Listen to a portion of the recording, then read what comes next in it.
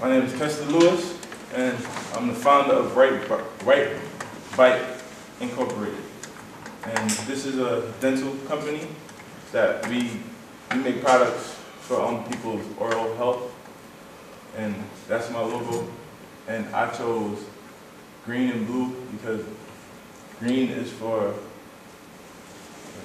Where's your logo? Oh, it doesn't look green on there. Okay. All right, I see it. Yeah, I chose green and blue for trust and health. Okay. And yeah, and my mission statement is, my product that I'm selling is called a quantum brush, and it's a toothbrush that basically tells somebody if they have any type of oral diseases. Like I'm sorry for doing this, but my time is limited. Hurry up. Yeah, read it out. Come on. Yeah, but X-rays, the way that it could tell that if somebody has oral problems is that it X-rays a person's mouth with a harmless X-ray. It's kind of like you go to the dentist and they put you under that big X-ray machine, but it's just, we miniaturized it and made it harmless. No, read out your mission statement, because your idea is really good. I want everyone to hear it. The quantum brush is a product that an individual can buy from their neighborhood CVS, Rite Aid, Walmart, and okay. Don't put store names and mission statements. All right. Okay, you can just put from they can buy. Period. The quantum brush is an innovative product that allows an individual to keep a fresh smile and be up to date with their daily oral health. This product will eliminate individuals from guessing if they should go to the dentist, because the quantum brush will always let the consumer know what color level their mouth is. Red being severe and blue being 100% germ-free. The quantum brush uses a harmless laser scanning system that scans your mouth just as an X-ray, but way more efficient and harmless. The quantum brush also has a changeable mouth, it's supposed to be mouthwash capsule. Sorry for that, Miss Shahani.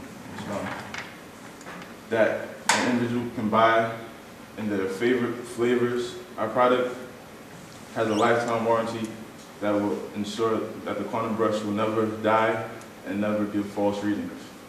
The quantum brush comes with a rechargeable pulsonic stand. Our goal is to brighten your smile one house at a time. My target audience is Gen X and Gen Y. I target these individuals because they're most likely going to be the ones like in a rush, and they really won't be able to, like they're more so like hurrying to get to work. So the rechangeable capsules for the mouthwash, that will help them eliminate like taking out time to unscrew the bottle and like gargling mouthwash. So that will help like shorten their time in the bathroom. And the purpose is to tell individual what type of dental complications they have. It uses a color meter so that you could know like right away, like it will beep with the different color levels. So if you get like one beep, that's blue. So you really don't have anything at all. But if it like, I should have put it like a 5 beep minimum. Okay. Meaning like if it beeps 5 times, then there's something seriously wrong with your mouth. Okay. And yeah, it had like the rechangeable mouthwash capsule. My competition is Crest, Oral-B, and Colgate. Wait, why would toothpaste be your competitor? Because they make toothbrushes as well. Crest and Colgate? Yeah. Okay, when you put the toothbrushes, Okay. like Sonic toothbrush, you know? This is my projected sales chart for this year. Because of the abilities of my toothbrush, I believe that it will sell more than just a regular electric toothbrush that my competitors have. Distributors would be Rite Aid, Walmart, CVS, and any other pharmaceutical stores that sell toothbrushes. My cost will be $35. That's too cheap. That is too cheap for a brush that does all this stuff. Because my competitors have more expensive brushes that do nothing.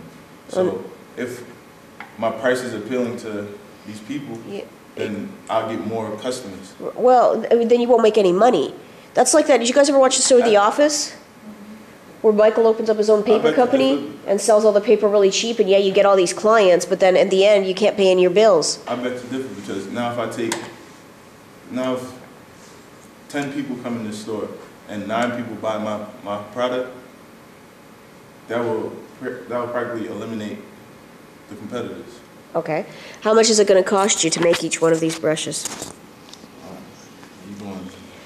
No, tell me. You got to make each of these brushes. You got to pay the people to make them. You got to pay the people to test them. You got to pay the graphic designer to design the graphics. You got to pay the printers to do the packaging. You've got to pay the people to deliver them. Now, come on, you got to pay everybody, and you got to make this. So hold on. The cost per unit ends up being what? What's your net cost per unit? I bet you it's more than $35. Where's your profit? You're going to go out of business. All right, so like 135. You don't just randomly throw a number. What are the competitors' price? See, because your toothbrush, it's a good idea. It detects tooth decay. You know, if you have cavities, if, say, a filling's cracked or something like that. You said something about wisdom teeth coming in, or if the wisdom teeth need to be pulled out, things like that. All right? It's a very effective brush. It does a little bit more what the competitors do. You don't want it to be $1,000. People aren't going to pay for that. But what are your competitors' prices for an electric toothbrush, a good one? I see like 65 to sometimes $90. Okay, so $100, all right? So so your competitor's $100, yours does more, so what should his price be? 150. So he's going to have to be a little bit more than what the competitors do, because you're offering more. I mean, remember this too, people also know that they get what they pay for. So if you're telling them that this toothbrush is $35, but it does all these things, I don't believe that it really does all those things, and not well, because I know you're going to have to cut costs somewhere in order to sell that for $35, so you obviously cut cost in how it's made. Okay? So you have to make sure that the price makes sense. All right, keep going. This is another product that we're making, and it's a kid-friendly gum. It's called a quantum gum. It helps fight major dental problems. And like gum, a lot of kids are attracted to gum. So if you have something that's appealing to children, that will help fight dental problems, then they will never know. Okay. So you're not telling them? You're not telling them? Yeah. All right. And this is my ad. Okay. I need some. Just the on this side. Yeah, I need some help, and that's my tagline: making bright smiles one house at a time. What's that green thing? Huh? That like capsule looking thing. That's a rechangeable mouthwash. Okay. Is that size? No. Yes, not actual size. A giant capsule. Okay, what other extras can be put on this? The capsule, what else? I could see if I could find But see, here's the thing. The capsule is the mouthwash. But that's interesting, but it's not nearly the most interesting thing about your product. The most interesting thing about your product is the sensor on the side that tells us if our mouth is in danger. I'd like to see, I like the way the brush looks very iconic, okay? But I'd like to see that bigger, and I want some sort of explanation, like just, very thin lines explaining what this sensor does. You could say the blue, mouth okay, light blue. I mean, I would go from light to dark, okay? And the one in between, cavity, cracked filling, and, mouth in danger, but I wouldn't say mouth in danger. I'd word it another way. The reason I went from blue to red is because, like, a lot of people would tend to, like, Winter Fresh, like, is blue. Mm-hmm. Yeah, like, a lot of people would, like, compare, like, a fresh mouth to, like, blue. Right, okay. Oh, okay. All right, I see. All right, so on the side here, make the brush bigger, okay? Make the gradient bar with the colors go all the way up to the top of the brush, on the handle, I mean, part. And then give us, so we see more of the red, more of the blue. We'll see more of each color because the bar will just be bigger. And you could explain the different stages. Okay, use very thin, fine lines and make sure keep the type in white. Okay, keep it legible. Make sure your wording is professional and concise. Okay, with how you word it. Like when I said mouth in danger, you wouldn't say mouth in danger. You would word it some other way and keep it the same. Like if you use one word for each, for one, use one word for each explanation. Okay, and I would make that bigger. And this capsule, I don't know. I don't know if you need it. It shouldn't be that big because it's not the most important thing. It's showing that that's the main thing to look at. It's kind of a little confusing. You could keep the capsule maybe down at the bottom and explain what that is, mouthwash capsule. And any other features that can be put in, but make sure the brush is the main character and it's the biggest, okay? And your tagline, okay, first of all with the logo. What you did is good, make it half that size. So I don't mean shrink it down, use less lines to make it.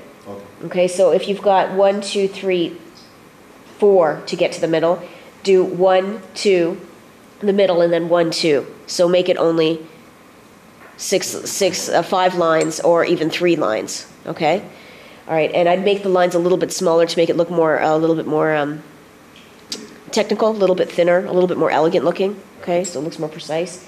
And the tagline, making bright smiles one house at a time. It's cheesy.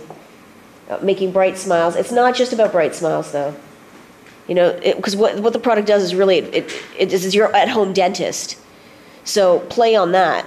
And you can even play on that with the ad that you're your own dentist. You could have kids in dentists playing doctor, not in a dirty way, doctor, dressed up as dentists. And with this toothbrush, and that's all they need. But kids, we always did that when we were kids. Okay, we're going to be shopkeeper. Now I'm going to be the mechanic, or now I'm going to play teacher or whatever. So if you have kids playing doctor and they could be their own dentist, and you could market on that, because that's the whole thing about this brush. If you do just this, it's just going to look like any other electronic toothbrush ad. Okay, you really want to show the features, all right? Okay, Jasmine. Yeah, I was going to say something about the sensor. How those toothbrushes that have the plastic wedges in between the brushes and the head of the brush. Yeah. I was going to say you can make that a part of the sensor and say that the plastic wedges and the well, that's good. Sense when the wedges touch your gums and stuff. It helps the sensor. That's good, because when you go to the dentist, they move your gums and they read out numbers, 1, 2, or 3, to see how bad your teeth are, remember? I told you that? No, that's a really good idea. And then you'd have to put it in your product. You have to composite that in. Okay, any other ideas, suggestions? Would you guys buy this? No? Well, that X-ray thing scares me because X-rays are still harmful no matter what. If you're using that every day and it's like an X-ray, it's harmful? Okay, it is. It is. Actually, no, no, because when you go to the airport and I never go through the X-ray.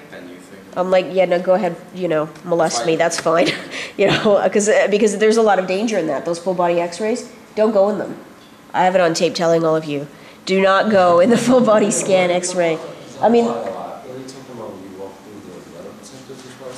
no, they do a full body scan now. You didn't know? Have you guys flown recently? It depends on the airport. JFK has it depends, but yeah, don't go through them. So if they say you want a pat down or the full body scan, say pat down. Are you kidding? You want your whole body exposed to an X-ray?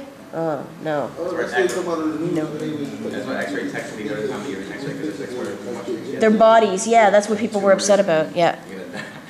What? No. All right. Anything else?